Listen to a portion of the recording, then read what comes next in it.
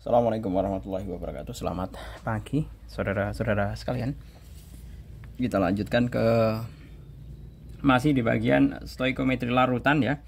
Pada bab larutan asam basa. Kita akan coba mengerjakan mengenai soal diskusinya di sini.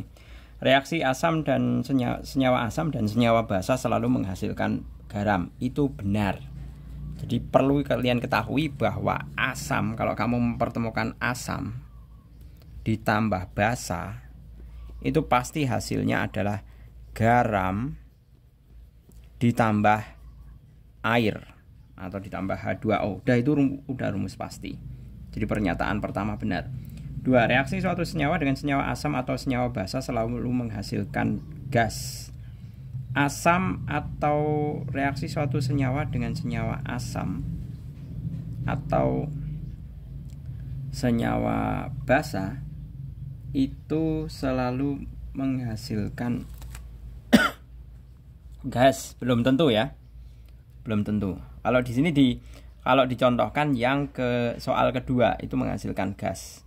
Tapi kalau yang nomor 1 ya, di soal aktivitas 77 ini malah natrium hidroksida direaksikan kan NaCl, NaOH ditambah HCl gini. Nah, ini NaCl plus H2O. Jadi menghasilkan garam dan air. Jadi belum tentu. Sebentar. Reaksi suatu senyawa dengan senyawa asam. Oh. Ini yang dicontohkan nomor 2. Ini suatu senyawa direaksikan dengan basa menghasilkan gas. Oh, berarti pernyataan yang kedua ini juga benar. Kemudian yang ketiga, reaksi H2SO4 dan Mg magnesium hidroksida menghasilkan, nah ini tinggal direaksikan aja ya. H2SO4 H2SO4 ditambah MgOH 2 kali. Nah, ini jadinya adalah, nah ini kan kalau kita itu kan kayak gini, H plus 2 plus SO4 2 min plus Mg2 plus 2 OH min. Jadinya adalah MgSO4 plus H2O. Nah, seperti ini. 2H2O kalau mau setara. Nah, berarti pernyataan 3 juga benar. Kemudian reaksi senyawa asam lemah dan senyawa basa lemah tidak menghasilkan garam. Nah, ini udah rumus dasarnya ini loh.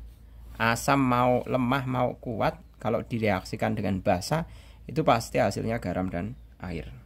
Jadi pernyataan 4 salah. Kemudian yang kelima, reaksi 100 ml larutan HBr 0,5 molar dan 100 ml larutan kalsium hidroksida 0,5 molar memiliki reaksi pembatas. Nah, ini perlu kita kerjakan terlebih dahulu ya, untuk mengetahui apakah dia reaksi pembatas atau tidak. Berarti kita reaksikan terlebih dahulu. Jadi HBr ditambah dengan CaOH 2 kali akan menjadi kalsium bromida, benar ya? CaBr 2 kali plus H2O. Nah, seperti ini. Kalsium bromida dengan H2O, hanya di situ ada 3. Nah, ini tinggal kita reaksikan nih. Bukan reaksikan ya, kita setarakan. Nah, berapa ini yang lebih baik? Sebentar.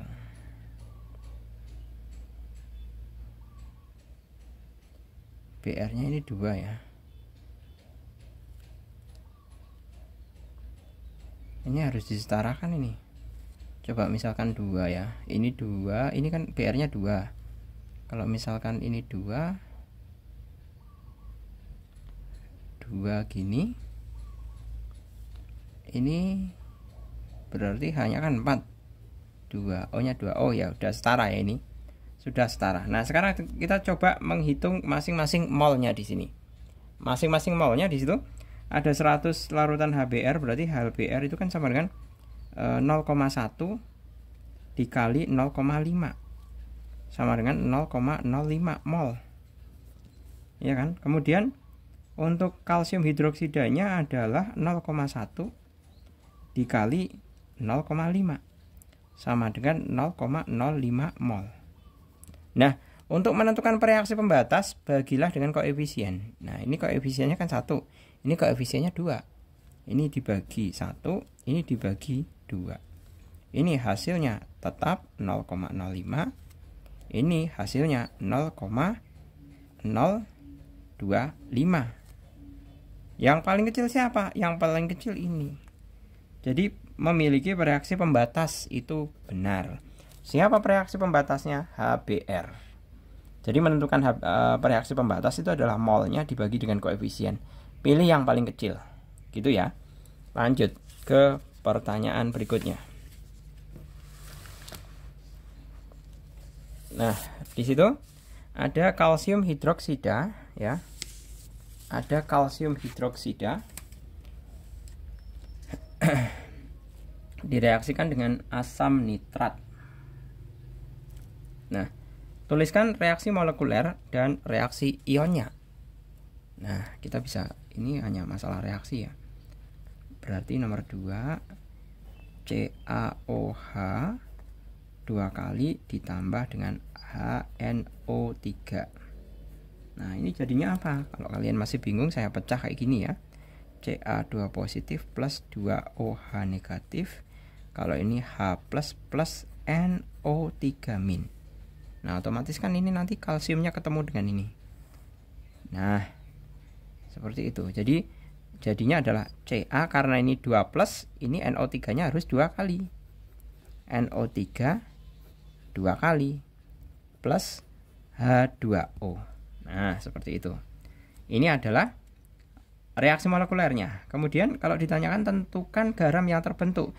Garamnya jelas kalsium nitrat. Ya.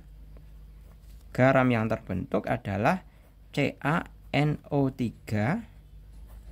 2 kali. Siapa dia namanya? Namanya adalah kalsium nitrat. Seperti itu. 2 selesai. Kemudian yang nomor ketiga. Larutan natrium hidroksida 0,1 molar sebanyak 40 mili ingin dinetralkan dengan larutan HCl 0,05 molar. Berapa volume larutan HCl 0,05 molarnya? Nah, maka kita bisa menulis terlebih dahulu reaksi NaOH ya.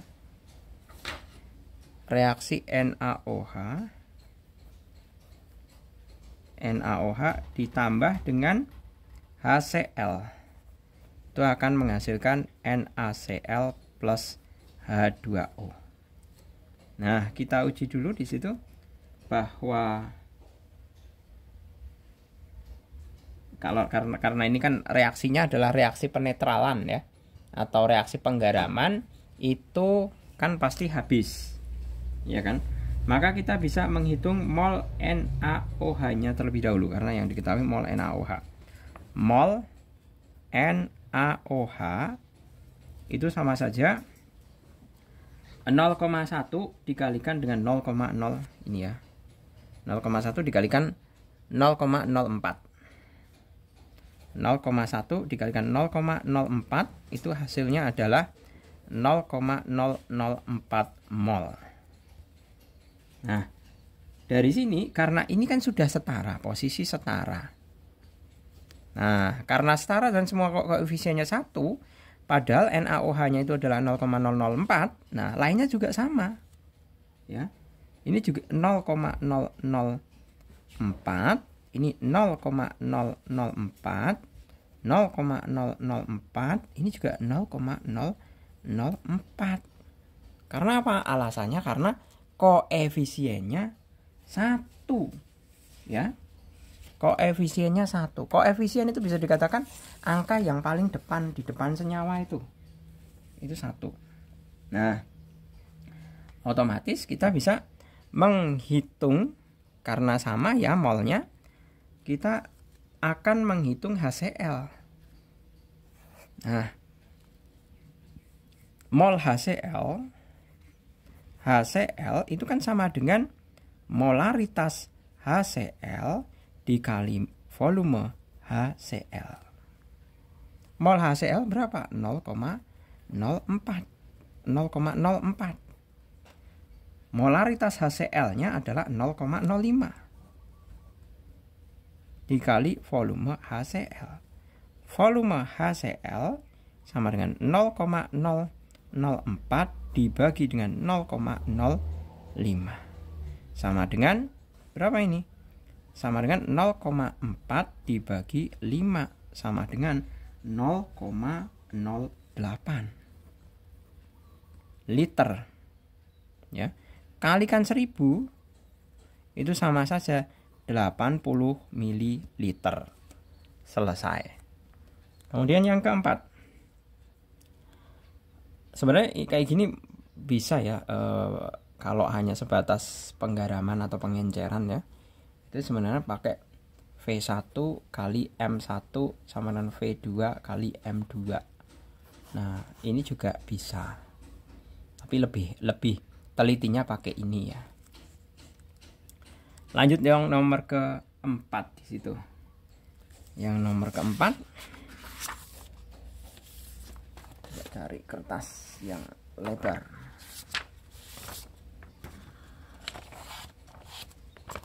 Yang keempat,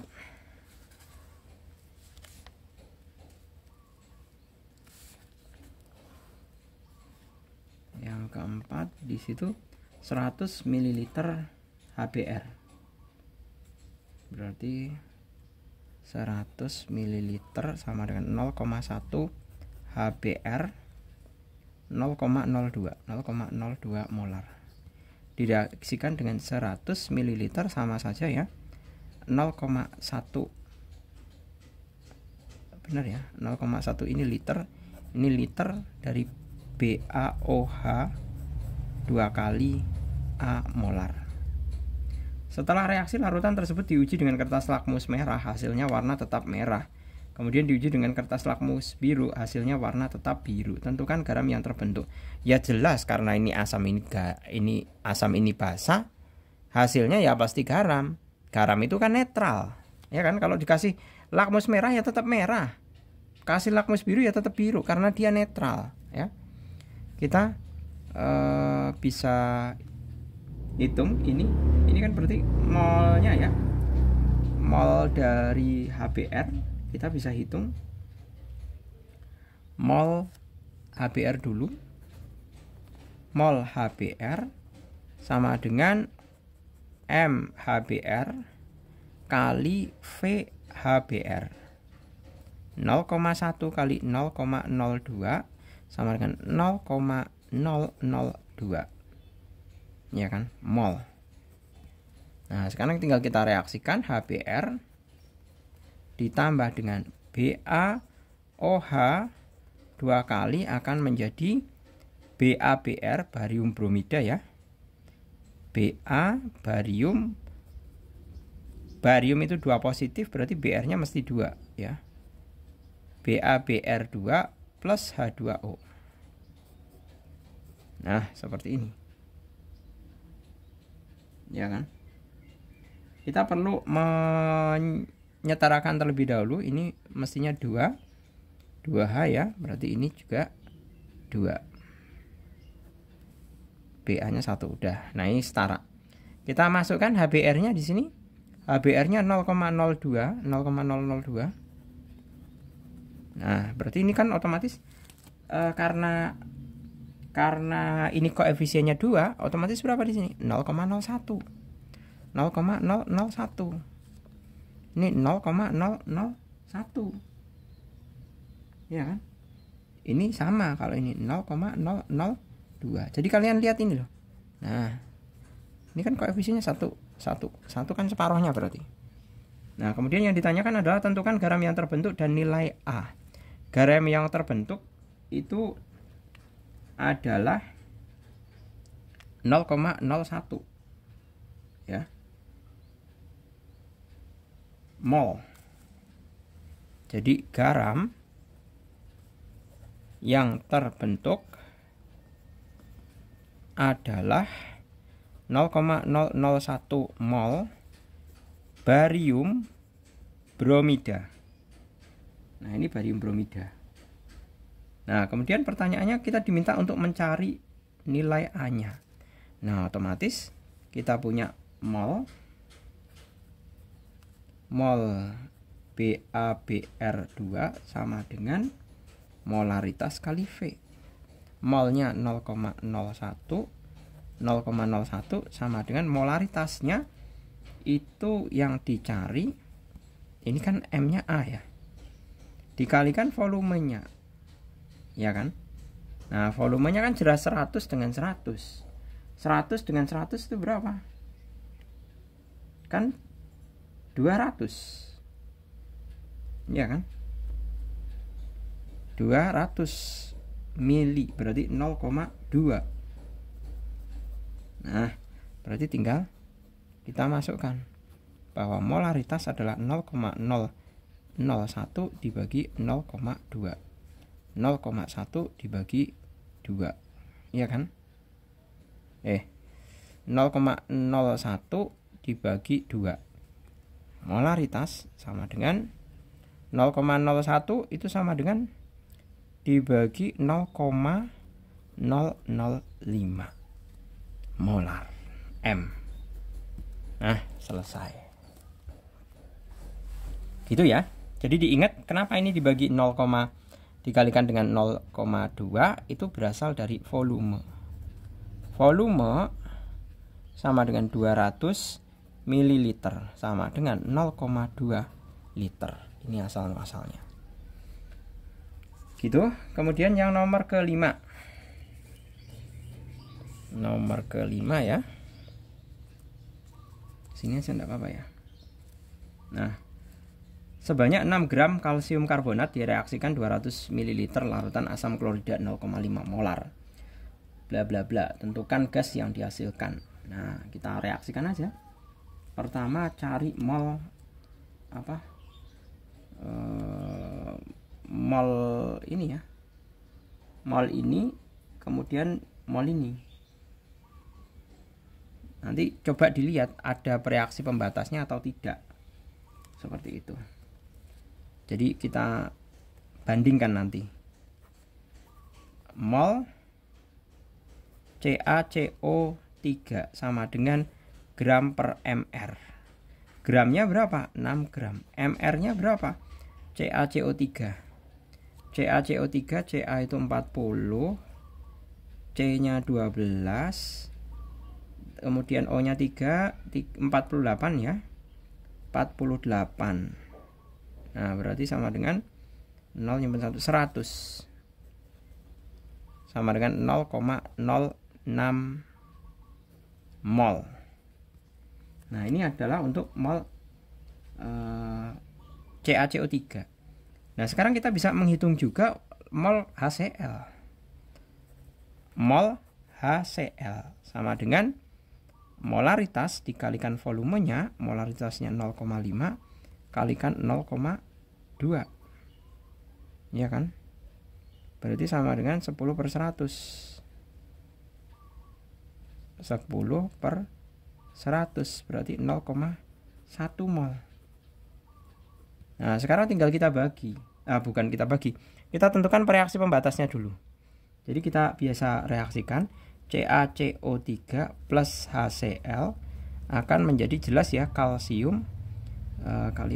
Kalsium itu 2 positif, berarti CaCl2 ditambah dengan CaCl2 ditambah CO2 ditambah H2O.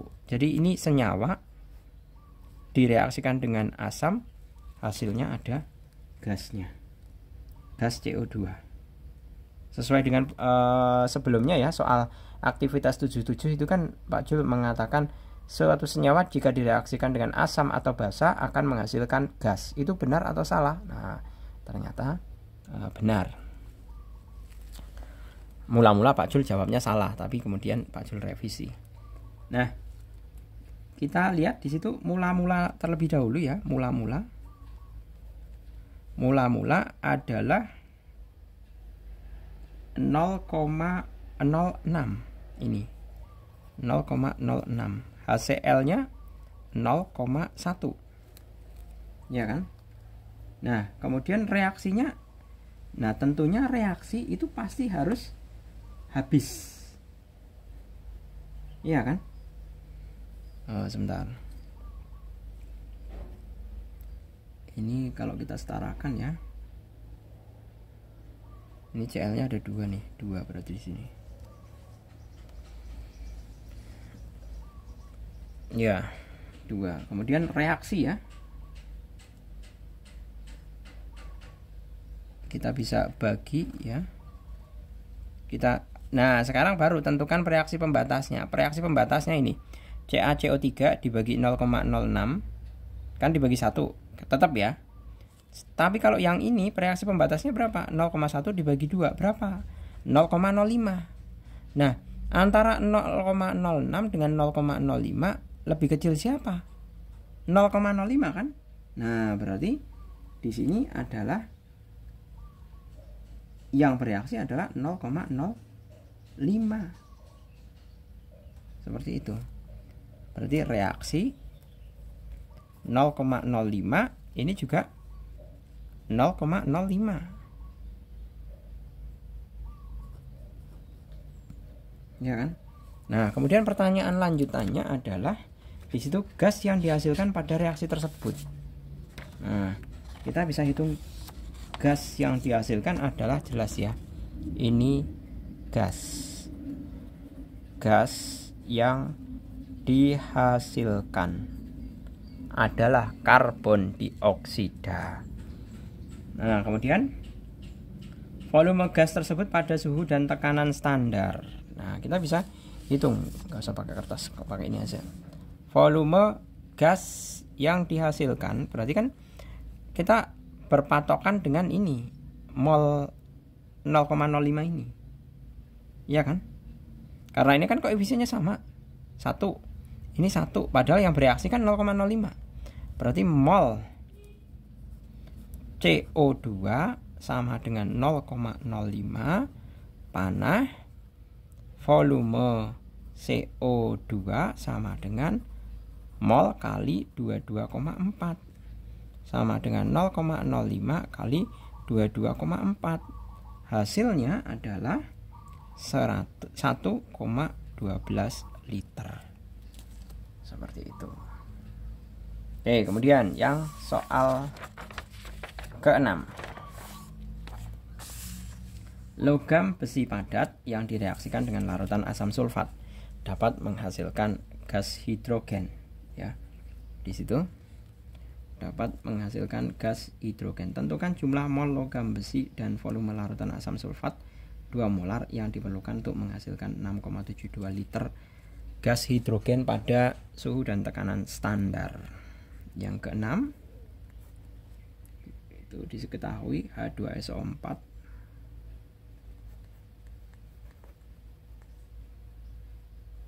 2 molar ya. Kemudian gas hasil reaksinya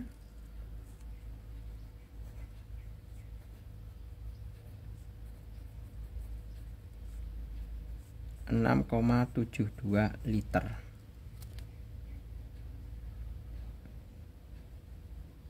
Gas reaksinya hidrogen ya. Hidrogen H2 gas. Nah, seperti ini. Tentukan jumlah mol logam besi dan volume larutan asam sulfat 2 molar. Nah, kita bisa hitung dulu dari ini. Hasil reaksi dari hidrogen ini. Jadi mol hidrogen. Ya.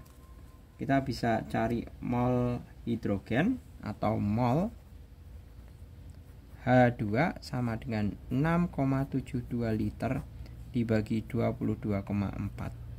Hasilnya adalah 0,3 mol. Nah, baru kita buat persamaan reaksinya. reaksi adalah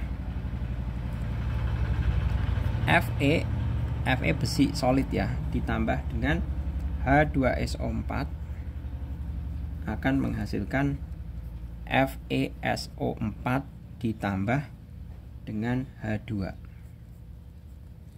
Nah, ini adalah 0,3 mol.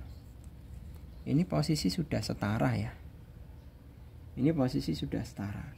Karena ini koefisiennya kan sama, ini 1, 1, 1, 1, berarti otomatis H2SO4-nya juga 0,3 mol. Nah, yang ditanyakan tentukan mol logam besi dan volume larutan. Nah, kita ditanya berarti ini juga 0,3 mol ya. Nah, sekarang larutan volume H2SO4 dulu. Berapa volumenya? Volumenya adalah mol M besar kali V H2SO4. Ya kan?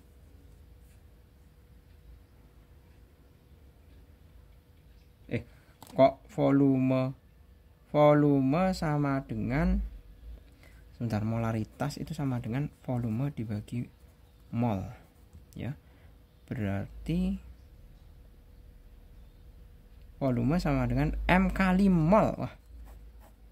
Wah, molnya ini aja ditanyakan kok masa ditulis di sini. Berarti M kali mol H2SO4. Molaritasnya 2, molnya adalah 0,3. Sebentar. Mol kok kayak gini ya? Mol sama dengan M mol dibagi V. Waduh, bentar.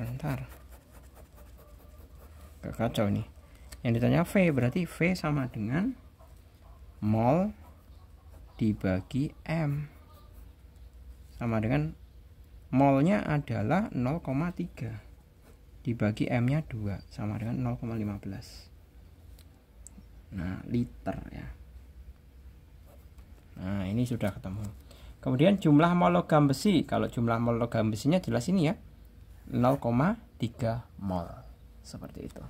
Oke, gitu saya rasa cukup ya. Semoga bermanfaat. Terima kasih. Selamat pagi. Assalamualaikum warahmatullahi wabarakatuh.